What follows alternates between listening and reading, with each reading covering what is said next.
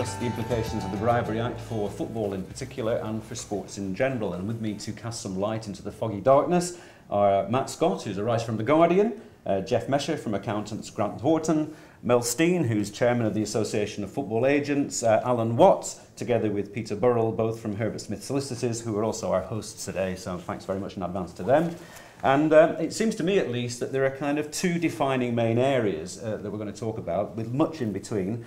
There's first the mechanics of high-value transactions, namely transfers and dealer-making and all that goes on within. And second, the use of football and sport for corporate entertainment, particularly in light of the Olympics coming up in 2012. So, for example, when does a prawn sandwich become an inducement, if indeed does it? And when that might inducement become a bribe or a bung. To begin the conversation, 5 years ago, Lord Stevens made his investigation into kind of around about 350 transfer deals, concluded that 39 of them were improper or possibly illegal. I suppose the question first, Mel, you know, you're in there. Is there a corruption problem in football? It's a very small corruption problem. I mean, I made the mistake maybe nearly 20 years ago of saying that there were some managers on the take, and I promptly got myself banned from every single club in the country until, of course, George Graham then got arrested and I actually got a letter of apology for them. So, one's got to be a little bit careful. But, of course, look, you've got, I don't know, we've got nearly 400 members of the Agents Association. And generally speaking, the great majority of them are trying to do what's quite a difficult job quite well. But you're going to have your rotten apples. I mean, you read the Law Society Gazette every week and you see the solicitors struck off. My wife's a pharmacist. She reads the Pharmaceutical Journal and there's pharmacists struck off. So inevitably, there are going to be some agents who are ducking and diving within and below the regulations to actually cheat and to make themselves a lot of money. So but it takes 2 or 3 or 4 to tango, and agents can't operate without the player, they can't operate without the clubs, they can't operate without the driving force of clubs to succeed, and the pressure of clubs to succeed creates more money flow, which makes more money available for people to break the rules and act corruptly. So, very long answer to your question. The answer is yes, but I don't think it's endemic. Okay, now one of the reasons for the Bribery Act is that preceding it there was kind of a patchwork quilt of legislation. And the argument went that the SFO, for example, found it very hard to mount successful prosecutions. So, Peter, perhaps you can say, I mean, will the Bribery Act make it easier for prosecutions within the football industry? Well, I think, generally speaking, I'm not sure the Bribery Act is going to make a huge amount of difference as far as a lot of it is concerned. I mean, the Act has introduced 2 new things. First of all, the bribery of foreign public officials. Well, that's not a huge issue as far as the domestic game is concerned. The one area where the Act is going to make huge changes is, of course, to be able to prosecute companies and clubs, therefore, if third parties acting on their behalf do things that are corrupt and in breach of the Act. But otherwise, generally, when one looks at the Act, all it is doing is simply modernising some of the existing language and offences. So a lot's been made about facilitation payments, for example, but they've been unlawful for the last 8 or so years, and that's not going to change going forward.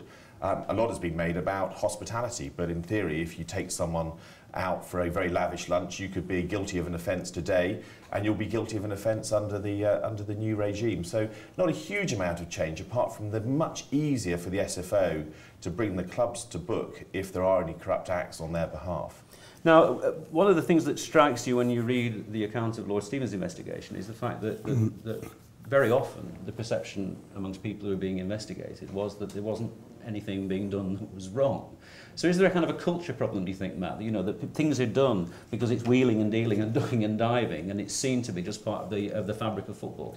I think football has suffered for its lack of regulation. People always look to the Football Association for guidance in football. I don't that they believe themselves to be isolated from the law in general, and nobody in football can be expected to be an expert in law like Peter and Alan.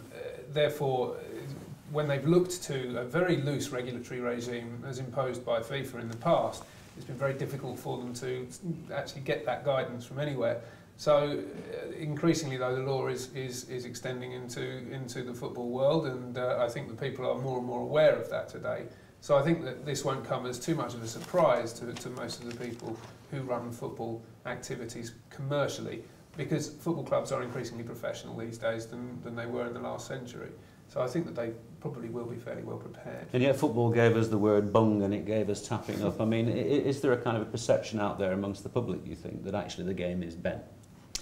Well, I think the difference between football and other sectors that may have a similar sort of situation. So if you took something like construction, there's certainly a lot of thought and a lot of focus, I think, within the Act that that may apply to that, particularly to that sector, because of the way that deals are done.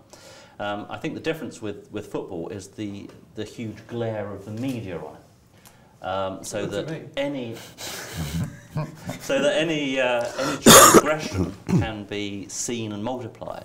I mean, the back pages wouldn't, or the middle pages wouldn't be full of something looking at a chief executive of a building company taking somebody out and entertaining them, or a building company providing relatively modest gifts, etc.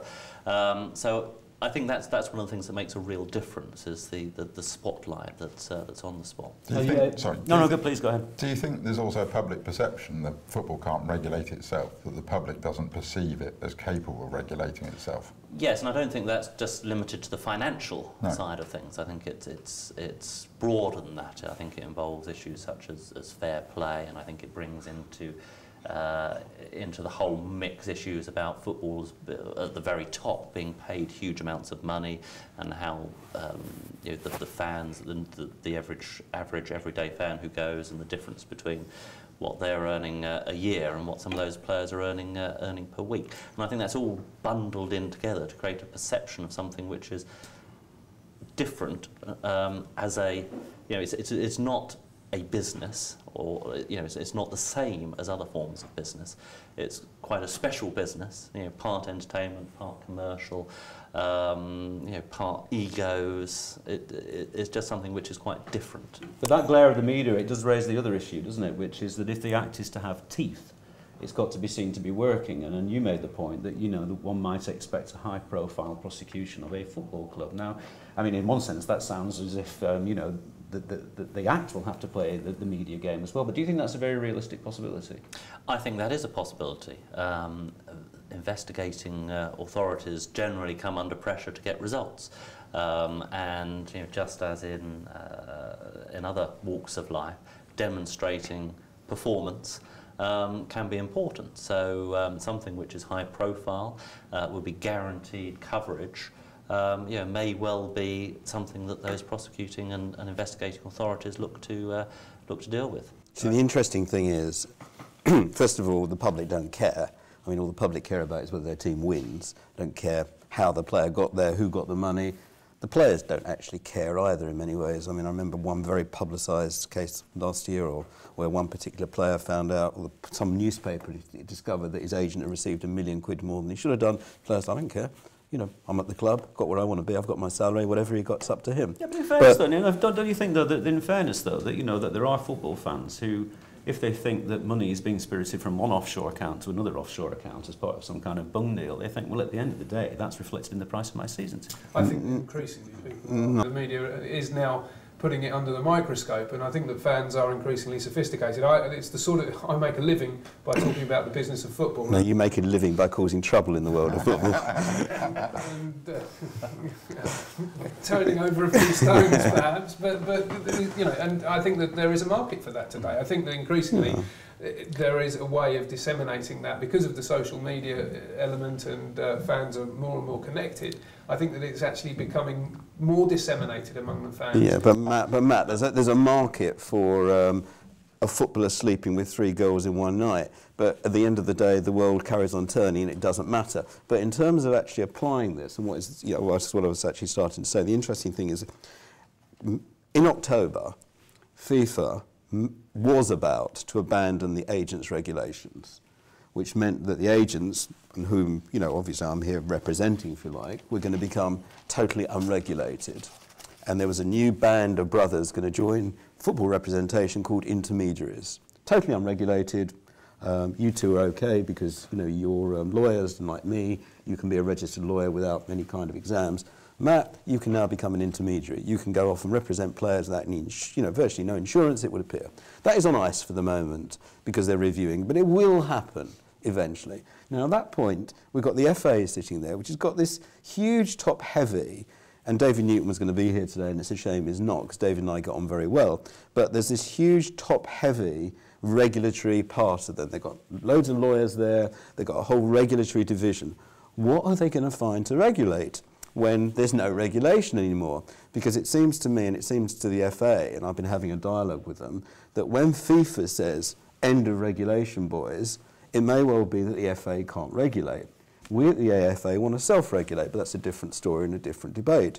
So what they might do is actually then move their resources across and say, we're going to regulate clubs and players much more heavily, and we're now going to have a real hard-line look at this Bribery Act, and we're going to see whether or not we can actually make jobs for ourselves, keep our jobs, by actually looking for the sort of breaches and the sort of offences. And you're right in saying that something will come, if there is a big-scale criminal prosecution, it's not going to come from directly from the Crown Prosecution Service, it's going to come from the FA, I think, because they're the people who are going to be best situated to actually find out the facts of it. I mean, I actually think it may even come from the clubs themselves, because one of the interesting bits about the Act is it requires you to have adequate procedures in place to ensure that your operations are conducted in accordance with the Act. That requires you to have a programme to monitor what's going on, not only within your own ranks, but also any third parties that are acting on your behalf. So therefore you have to have a monitoring programme. You have to go out and make sure that if you're making payments to third parties, that those payments end up in the right places and not the wrong places. And it also means if you discover through that monitoring programme a problem, that a payment is made that shouldn't have been made, then under our other legislation, our money laundering regime, it is one of the most draconian in the world, it requires you to report that suspicion of an unlawful payment to the authorities, and that quickly gets passed across to the prosecutors, who then come in and say, well, you've reported this suspicious payment to us, tell us what all the evidence is that you've managed to find. And the SFO is out there banging the drum saying, you need, if you find out about a problem, you need to come in and tell us about it. If you do, we'll treat you more leniently, and if you don't, then we'll throw the proverbial book at you. So actually I think in the same way that we've seen in the corporate world, companies going in, making self-disclosures and cleaning up their act and being fined through a criminal prosecution or through a civil disgorgement, you may find the same thing in the football world, that they will be forced to monitor what's going on themselves and to keep their own houses in order. And if they find problems, then to self-report that to the authorities. It's an interesting dimension as to whether football is going to take all that on board when the Act comes in a few months' time. I'm just talking about sort of specific offences, and to try and put it into kind of the, I suppose, popular terms. What is a bung? I mean, you give me an example of a bung that is quite blatantly wrong. I think that a bung that is wrong would be an agent seeking to represent a player by paying money to the player's father, if it's a young player, or to the father himself, or obviously to a club official to help him introduce him to the player. That is a blatant bung. That would clearly be, even in the present climate, a breach of the FA agents regulations. It would certainly, as we've been discussing, we think be a breach of this Act. Now, but I mean, it's as old as football itself, isn't it? That people have been bought pubs and houses, in part of the transfer deal. But for a scenario, and forgive me if it's not realistic, but supposing I'm an agent and I realise that there's You'd be a lousy agent. I'd be a lousy agent. There's a player who wants away. Yes. And I know this through my intelligence. I may know him personally. There's a Premier League manager I know who'd be interested in this player, and I go to the Premier League manager and I say, this boy wants away, and I think I can bring him to you. But up front, I want some kind of, it might be expenses, it might be some kind of fee. Am I in a position to ask for that as an agent and just say, in order to complete this, or am I actually doing something wrong? No, it's quite interesting you say that, because there's a very fine distinction between being paid for your services and actually receiving a bung or a bribe. Now, the FA have put in place these regulations, which there was a whole scrimmage about, and they sort of work. But if you are a club and you come to me as an agent and say, I want that player, you and I can enter into an agreement to do that. I don't have to represent the player. In fact, if I represent the player, I can't do that. I can only do it if I haven't represented that player for 2 previous transfer windows as well. So there's got to be a gap in order to avoid this switching concept, which is a mischief as far as the FA is concerned. We think that's a nonsense, but they regard it as a mischief. So the club and the agent enter into an agreement, and you say, and this is the argument, I'll give you £1 million if you deliver that player to me. That's absolutely fine, provided that agreement between the agent and the club is lodged at the FA. because you are representing that. It's a club representation agreement. And now, in fact, there's an argument to say that that agreement doesn't even need to be registered at the FA, because it could be with the agent's company, because the company is not a participant. Only a warm-blooded individual can actually be subject to the FA's regs, not the company. So, in fact, if you actually entered into an agreement with my company to do that, I don't think that is below the FA's radar, and I think that's fine. You can do that. Now, it's then what happens, what I do with that promise of that £1 million as to whether or not an offence is committed. Because if it's a player that a club's prepared to pay me, forget what they're going to pay the player, forget what they're going to pay the selling club, but they're going to pay me as an agent £1 million to get him, you can imagine the value of that player. So we're talking really, high-profile player here. Now, that high-profile player is certainly going to have an agent. It's obviously got a club already. Now, the way I go about that activity is obviously what might well give rise to the offence. Because if I've got £1 million, I can afford to give £200,000 or £250,000, if you like, to a club official to actually help make that happen. Or I can offer the player, I can say, you know what, I know you've got a contract with so-and-so, but I tell you what, why are you wasting your time at Blackburn Rovers? I know you support them, or worse still, Barnet, because I support them, not that we'd have a player worth £1 million. But why are you wasting your time there? I don't know, Real Madrid, Barcelona, whoever it may be, want you. I can get you in there, and I can be spraying the money around to the various individuals involved to try and make that happen. I can pay Matt some money. I can say, Matt, you know what? I need an article. I need a high-profile article saying player X is desperate to get away, or player X has had a massive fallout with the manager. It doesn't matter whether it's true or not, because half of what he writes isn't true anyway. So, the fact of the matter is that, well, he's a journalist, but the fact of the matter is, joking apart, is that article, appears, it unsettles the player, even if the player knows nothing about it. Now he's thinking, hold on a second, I now know that Real Madrid and Barcelona want me, so you've actually used that now. Is that payment to the journalist? To actually a bribe? Is that a corrupt payment? Ask my friends on the left. I think, but is it? Because are you asking them to improperly perform their duty? If the story's not true, then I think paying a journalist to write an untrue story is definitely something that you shouldn't be doing. Therefore, that would fall foul. Yeah, right, fine. So that's falling foul. So then I take another 250 grand and I go to the player's father. Because let's just say he's quite a young player still. A lot of players throughout their career heavily influenced by their fathers. In tennis it's the mothers, and in football it's the fathers. Every single football father I've ever met thinks their son should be playing for Man United. No exceptions to that rule. So you offer him the same 250,000. Throw it over to the left. Is that an offence? Well, if he's not entitled to receive the money, then yeah, it is an offence. If he's in breach of the regulations, then... But he's not a participant of the regulations. We then get into this slightly greyer area, don't Absolutely. we? Yeah, so I mean that's one of the major things that the Act is going to cause a problem for people, is that if you do anything which is a breach of the regulations, then it immediately becomes criminal as far as the Bribery Act is concerned. So making sure you're fully within those regulations is going to be pretty important. But for the father, yes, it's actually quite difficult to work out whether or not that is, if he's not caught by the regulations, he's not doing anything that is unlawful or in breach of any contract, whether actually it is improper to offer him those funds in order to persuade his son to sign up. And it may well be in the son's interest to go to this big foreign club. So the man's acting in his son's interest. Is it improper for him to take a payment as well when you're acting? What's the difference between, if you like, the agent taking the £1 million from the buying club, to actually make a deal happen, and then paying the money, which is not going to, do something that's bad for the boy. He's not going to flog him off into the white slave traffic or whatever it may be. He's doing a good thing for him. He's going to further his career. So is that an offence? And this is where we're going to get into these all sorts of grey areas, aren't we? But the interesting thing is, you see, is that here's this piece of legislation, and in fairness, what you described there is a kind of a rather mysterious will, and in some respects a little bit disagreeable, if only because the sums of money involved is so vast. I mean, if you're not sure what's right and what's wrong, and you go to the left of the lawyers to ask the question, I mean, how anybody else is going to make sense of it? And also, in terms of adequate procedures, what should a club be telling people now about avoiding this very grey area that might result in a prosecution? But the clubs are going to be doing it. This is the whole point I'm making, is that, OK, we're giving an example of a foreign club.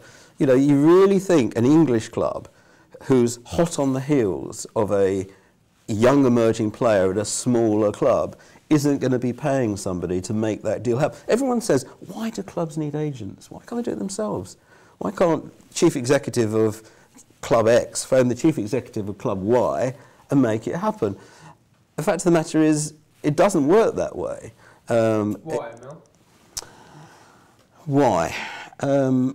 Because Club Y will resist strenuously that approach from the bigger club, and they'll see them off. So unless some other individuals get involved, unless the media gets involved, unless various people try and make it happen, we've seen it time and time again, played out over an entire summer.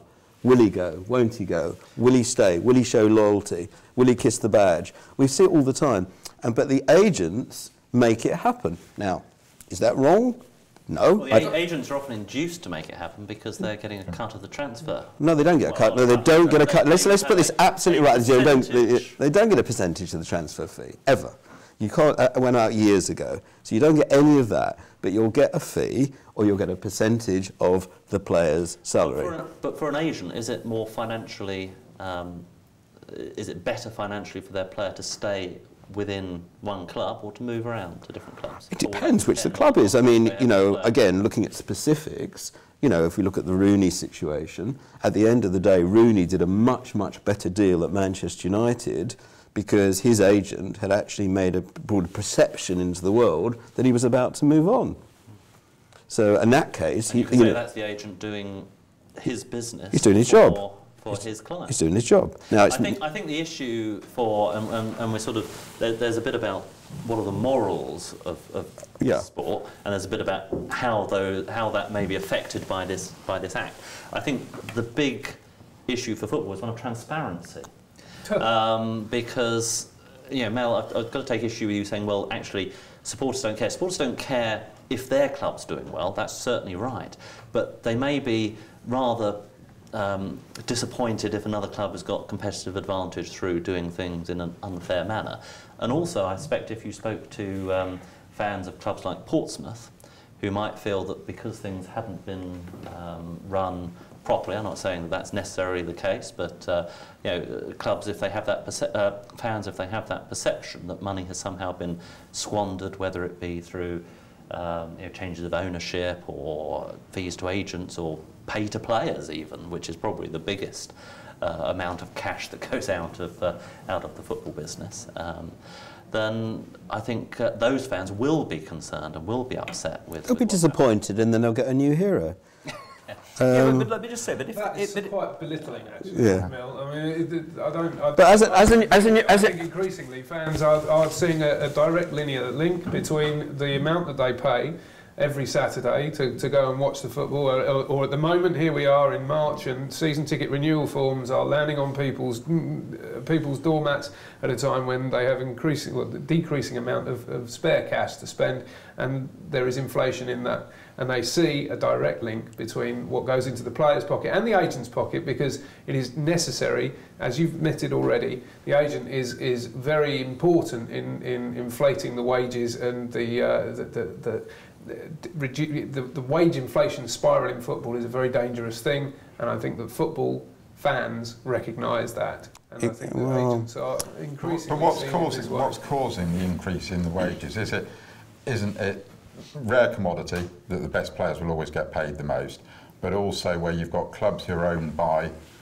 multi-billionaires who can afford to spend what they like, and it's the TV money, and it's those things which lead to the increase in the wages. It's not so much the season ticket, because the season ticket's a smaller part of it. It's everything else. It's the competition for the top players, and then the ones below it, you know, sort of grab on the back of them. So and so's getting 100 grand a week. Okay, I'm not as good as him, but I'm worth 40. There is perfect inelasticity of supply. That's, you know, basic economics. We know that the top players are indeed in that way.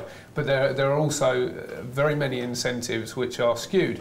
There are cliff edge events in football. If you are going to be finishing in the top 4 of the Premier League, then you get into the Champions League and there's a guaranteed 8-figure sum available to you from UEFA. If you are going to finish in the bottom 3, you are relegated. You lose £50 million potentially from that event.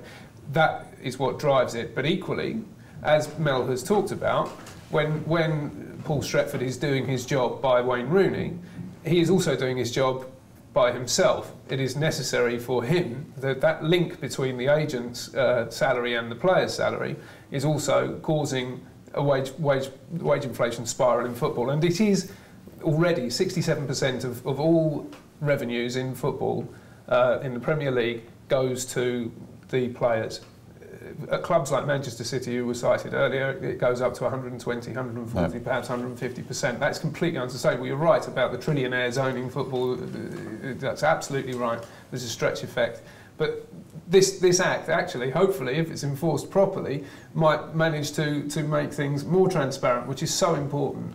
But I think the transparency is the key word about this. I mean, one of the major things is to make sure that you are transparent, and that gives you the protection under the Act, because the Act says that effectively if you induce someone to act impartially, or rather not to not act impartially, but to act partially, and to get the player to move because it's in their interest to get the player to move because they'll get a fee, well, unless that's properly disclosed to the player and they know about all of the circumstances behind it, then you are going to find yourself in breach of the Act. And so what you may find is that in other industries where commissions have become much more transparent and disclosable, and particularly where you've got competing situations where you may have one player with two clubs interested in that particular player as well as his existing club, whether or not there will be complete transparency about the incentives for the player's agent in facilitating the move from one club to another. I mean, because the key always here is what is in the best interest of the player, which is the best club, not necessarily where's the fee going to be largest for the player's agent. And there's a measure of the transparency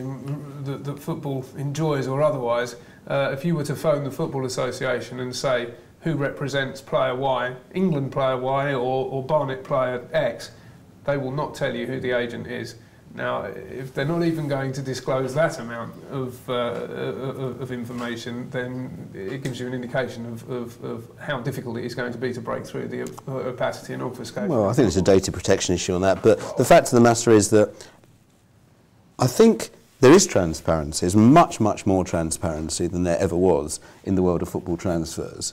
But the fact of the matter is you're never going to be able to legislate for the people that actually duck and dive within the regulations, which is where the Act comes in. Because in terms of transparency, the paperwork involved in a football transfer now is an absolute joke. I mean, they cut down literally forests to do it. You've got to sign an agreement with the player, you've got to lodge that with the club, you've got to obviously sign the playing contract, the agent's got to sign that. That's done in 5 different versions. Then you've got to sign your fee agreement, which gets lodged at the FA. You don't get paid by the player, you don't get paid by the club. The FA pays you through a clearinghouse system. They sit on the money for weeks before they actually do pay. And that's almost assuming that the club pays readily anyway, because clubs take months and months to pay. Agents are not football creditors. So they don't give a damn at the end of the day whether the agent gets paid, because the agent is not going to stop them signing players. It's not going to cause an embargo. So agents come way down the pecking list, and I'm not here to be an apologist for agents, you know. But the fact of the matter is that many agents struggle to make a living simply because they only act for 1 or 2 players. And if you've done 1 or 2 deals a year and the club doesn't pay for 6 months, what are you living on? And it's a bit like, I wouldn't weep for estate agents either, but an estate agent can have 100 properties in his window and only sell 1. But it's because of those problems, it's because that football agents are now the most highly regulated people within the industry, yet regulated without any kind of representation whatsoever at the FA or FIFA, because we are the only body that doesn't sit on the FA Council. You know, the PFA does, the League Managers Association does, the Premier League does, the Football League does, the Football Conference does. But agents who represent 85% of the players playing in the UK have no voice. So they are forced into... I'm not players either, though, or the managers. I mean, there's a separate issue about the terrible state of football governance. Yeah, that's football governance. But we're looking at, you know, what is going to be the impact on this Act and why people, if you like, are going to be driven into breaches of this Act. Now, I'm not justifying it, I'm not saying it's right, but we come back to this point that I made at the start, and it was slightly flippant, but it wasn't actually really flippant. It was, well, who cares at the end of the day if the result's achieved, if the player moves on? And you're right, Matt. You know, I mean, as well as being a Barnet fan, you know, my first love is Newcastle United. I'm absolutely devastated by the loss of Andy Carroll. But does it mean I'm going to stop being a fan? No. Does it mean any season ticket holders aren't going to sign up next year? No. Why fans get disillusioned with clubs is, again, I'm involved with Barnet. If we go down, our gates will go down because people aren't. I mean, you have like average home gate of 1,800 anyway, and that will go down to 1,200. But that will be because of what we've done on the field. But there will be some who will be disillusioned, and forgive me if I'm interpreting incorrectly, but there'll be some who will be disillusioned by the fact that you described a set of circumstances in which inducements might be given, to move a player from here to there, and you, as I can understand it, you foresee that will continue despite the Act. Yeah, because people will. It's like, there's an act that says you can't rob post offices. The fact of the matter is that every week someone walks into a post office with a sawn-on shotgun. And why do they do that? We're not going into the sociological discussions of it, but maybe they're desperate, maybe they need money. So you've got agents, again, who I'm just saying, and I'm not weeping for agents, I'm not being apologist, who find it impossible to make a living within the rules, who actually have to duck and dive between the regulation, and maybe the regulations aren't right, maybe they're too stringent, maybe they don't make sense. You describe a world in which, as far as I can make out, you don't necessarily think it's going to change. So my question is, and I'll put it to Peter and to Alan, is that what does a football club do now then? We're waiting for the guidance, but in the world that Mel has described, what are the adequate procedures? Do you give your direct line now, aren't you? Absolutely. Yes, ring Ghostbusters, or Bungbusters perhaps.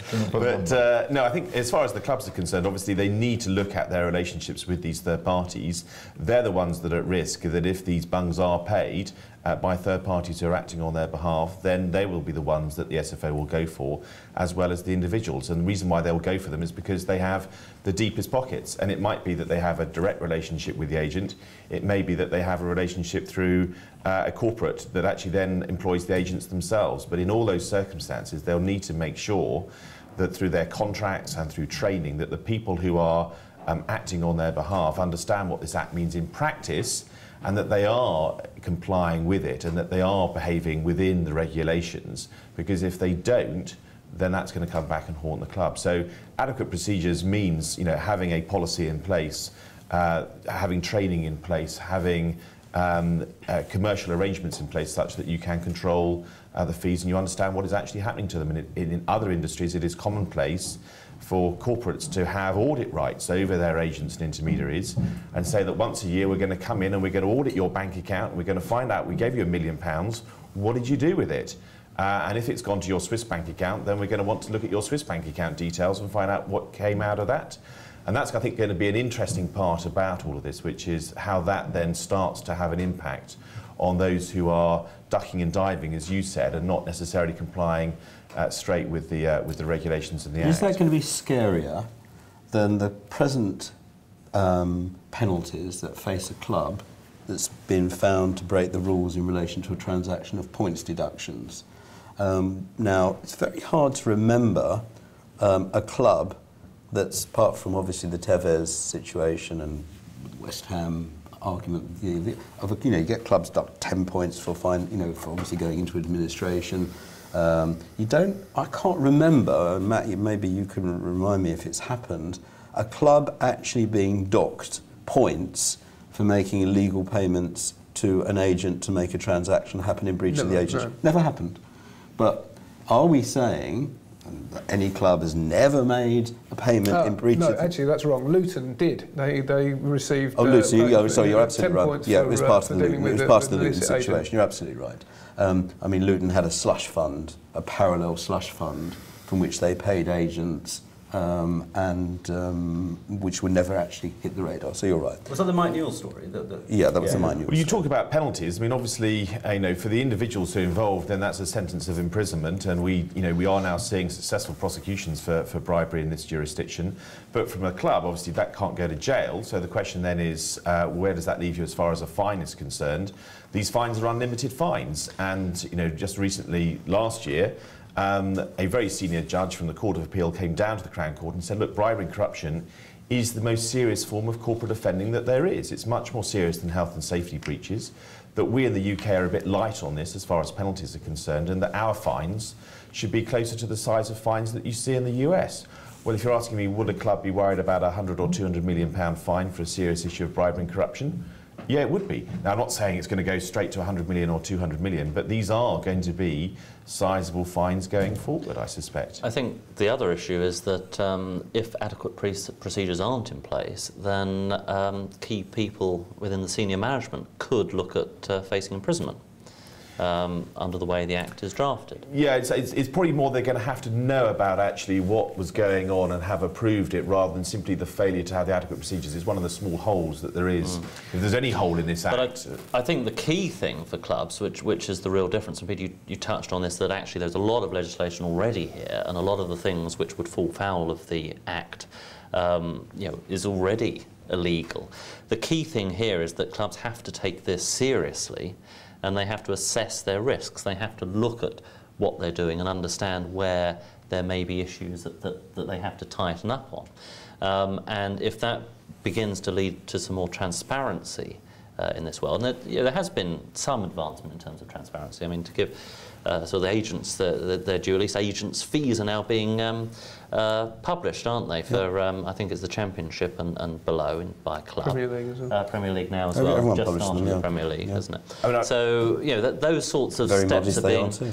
being taken. Well, that may be because £8 million last year, incidentally, from the Premier League alone. The other thing I was going to say by way of penalties, though, I mean, it's just worthwhile. I mean, in terms of how bad can this get? If you get a player on a contract through corruption, and you then have his all the merchandising that goes along with that new player, the way that the Act works is that if you get prosecuted because you don't have adequate procedures in place, then all of the benefits from the offence can be taken away from you. So the gross sales of any merchandise with that player's associated with that player can go, additional sponsorship associated with that player can go, ticket receipts, competition wins. Who knows what a prosecutor would do if you actually got, the fantastic player that made a difference to your European Cup campaign, and it made a difference between you winning and losing. I suspect actually at the end of the day it's going to be far too difficult to prove that. But this is a very draconian regime in terms of the penalties that can be imposed. And actually the courts do not shrink from making those very difficult decisions. I mean, when we look at Lord Griffith's judgment on the Tevez case that you mentioned earlier, he was talking in very imaginative terms about how Carlos Tevez physically contributed to West Ham United's season, and although he could not, because a new season had started at the time, relegate West Ham United, he said they should have been relegated, and therefore he offered compensation to Sheffield United to the tune of £26.5 million, which is obviously a very serious fine, and West Ham United have been struggling ever since. And now this might happen simply because you failed to have adequate procedures in place over the agent, who then did something which they shouldn't have done. And adequate procedures also, it does raise, I know it's a platitude to say that football's a global game, but let's just talk international for a while. I mean, supposing I hire a foreign intermediary who plays completely by rules that I don't understand, and he's bunging people all over the place, and might be facilitating a player moving over here. Now, I think as I understand it under the Act, I'm still culpable, aren't I? Absolutely. And if he's playing by a different set of strict regulations that you know nothing about, because wherever it might be in Spain or forever, they have the equivalent of the agent's regulations in that jurisdiction, and he breaches that, then again you may find yourself in difficulty. So either there's no regulation and he's playing fast and loose, you're in trouble, or there's very strict regulation and he inadvertently breaches them, you could find yourself in trouble. The driving force here is going to be if an agent, whether it's the agent of the player or the agent of a buying club, says to another club who's got the player, or wants the player, listen, unless you do what I say you've got to do, you know what, I'm going to take this player abroad because I'm going to be much less regulated there. I know I can do what I want to do. It is going to have some kind of an impact on the Premier League and its quality. But at the end of the day, I just think, I still come back to this point, is that the really rich clubs, and there are really rich clubs, don't need to do any of this because they can afford to actually throw the cash around. I use the cash loosely. They could throw the legal cash around in order to make a deal happen. So why would they even need to do this at the end of the day? Because it can all be done perfectly legally within the regulations. The smaller clubs may be tempted to do things illicitly, but what's interesting is that we've actually seen current prosecutions from some of the regulatory authorities for individuals who are alleged to have undertaken illicit payments and therefore cheated the HM Revenue and Customs, and that is leading to criminal prosecution currently underway in one case. So there is always going to be there are a number of barriers to the way that people may in the past have sought to oil the wheels of business in football. And also, I suppose, the other aspect of, or the two other aspects that spring to mind in terms of the global nature of football is that, you know, the American legislation allows so-called grease payments, whereas the Bribery Act doesn't, facilitation payments. So what are the implications for a Premier League club, you know, just simply in the light of something called facilitation payment? Well, these are just sort of small level payments that are made to public officials basically to get the job done that you're entitled to. So you go to immigration and they look at you and you give them your passport and they still look at you and they expect $20 before they stamp it. Well, if your team's going abroad for training or for some overseas competition, then of course you're going to have an issue there about getting them through immigration. It may be that all the kit that goes with them as well needs to get through customs. And these sorts of small payments are prevalent in some jurisdictions. You can't get in and out of a number of countries. You know, one looks at places like China and India, and low-level facilitation payments are fairly common within their culture. And as far as the Bribery Act is concerned, it forbids all of those. And it's going to be a real struggle for clubs who are sending players overseas in those sort of circumstances to get them there without breaching the law. And it's a big issue that has caused, you know, business, not just within the sports world, but across the board, real concern, which is we can't, in the UK, change the culture in these overseas jurisdictions. This Act will come into force in 4 months, and when you get to the immigration officer and you say, well, actually, I don't want to make any payment, he's going to say, well, I still expect it. I mean, in some parts of the world, you know, a policeman gets a badge and a gun, and a uniform. He doesn't get a salary, so of course you get stopped as the team are driving down the road, and he expects a small payment in order to allow the team car to continue. It's interesting, you see, because the OECD takes the view, I think, that, you know, which was kind of largely instrumental, I suppose, in foisting the Bribery Act upon us. And it's this rather kind of utopian idea that there'll be a spread of goodwill, you know, in other words, because we can't pay facilitation payments and therefore don't visit those countries, that they will almost have to reform themselves. But that sounds to me like something that will take generations. Well, it's not going to happen overnight. The whole idea behind the Act is to promote getting rid of bribery and levelling the playing field. Of course, if I excuse me using that metaphor, of course, what I think will probably happen in the short term in all sectors is that there's a real risk that the playing field may be made less level by this Act coming into play. I mean, it is quite difficult to know to what extent the investigating and prosecuting authorities will want to pick up on those sort of facilitation payments, those sort of small type payments, because of the question as to, you know, whether those are in the public interest to pursue. There's also maybe a question of whether they were paid under duress, which may be a way of having a defence against that, you know, in a sort of situation. And the SFO, I think, actually used this example when they were talking to law firms in the build-up to the Act, that you know, an employee of a company may be offered a you know, having a syringe for inoculation, which they can either have a used one or they can pay for a new one. And they said, well, paying for a new one would technically be a breach of the Act. But then they said, well, but it may not be in the public interest to actually enforce that. So the question then becomes, and we await eagerly the guidance, the more detailed guidance that will be published. The question then becomes of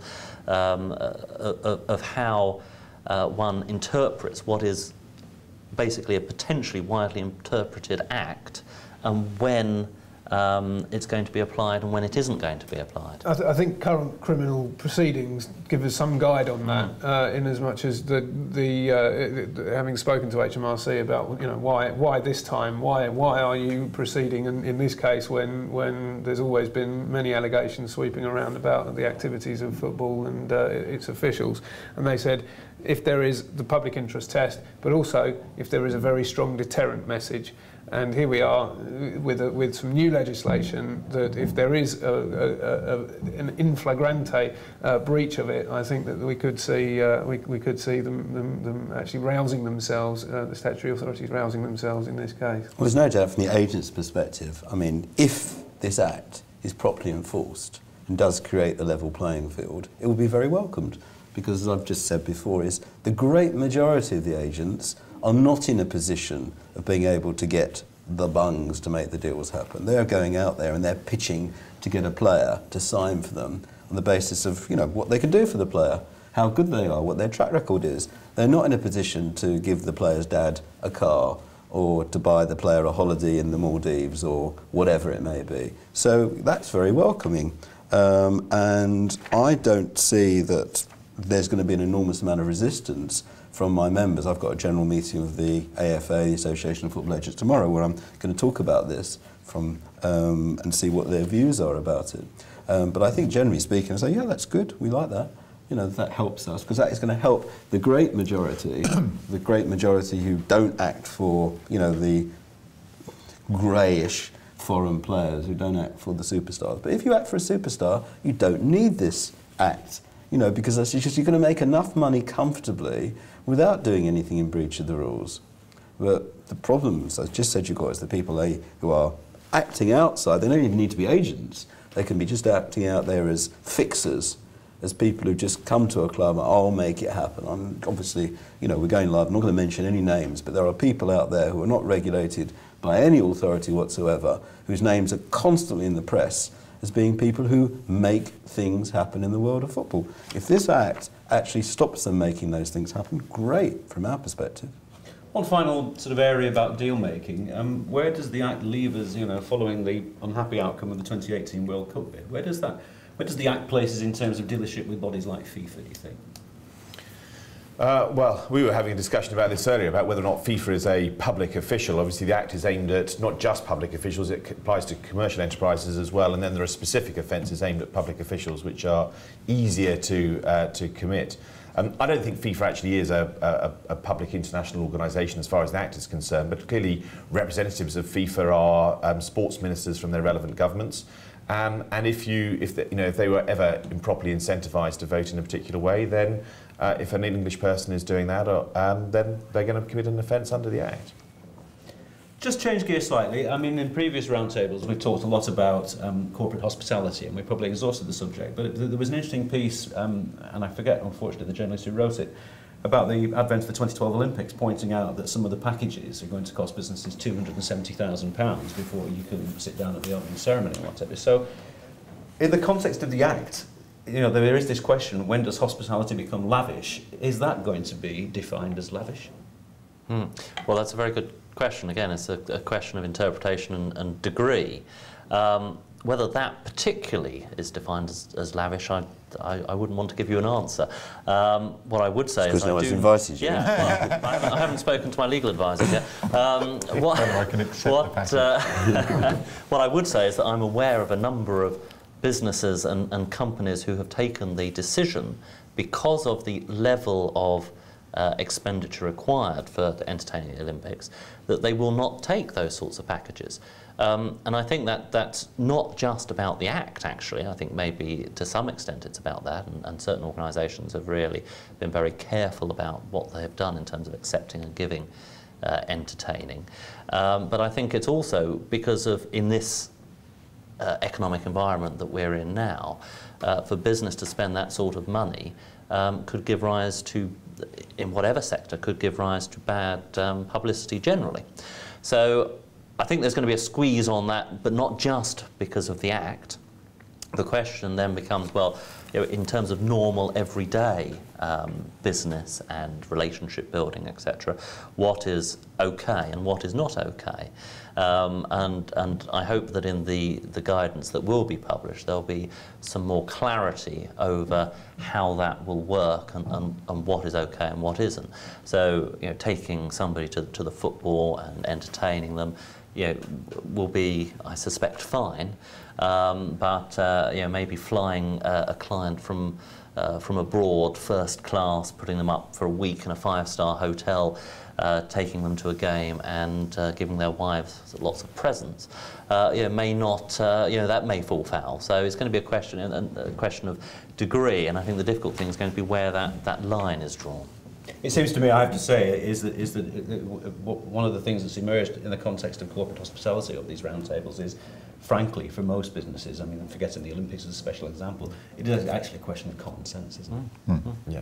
And I don't think this is going to be the death of the hospitality industry, and it will continue. And I suspect that the Olympics will be full of people who are there on hospitality packages, simply because we need it to be a financial success. And I'm sure that when we finally see the guidance, either the MOJ guidance or specific guidance which is promised around particular sporting events, and I think the Olympics is going to be one of those, that you'll see guidance that says actually, in certain circumstances, it's going to be fine to take someone along, even though it is pretty extravagant in terms of the best events are coming in at $4,500 a ticket. So I don't think this is going to be the death of corporate hospitality. What's going to be the death of is taking someone every other week to their preferred club game to see it. I suspect it's the cumulative impact of this that's going to be a problem under the Act. We'd like to find someone willing to come and have lunch at Barnet.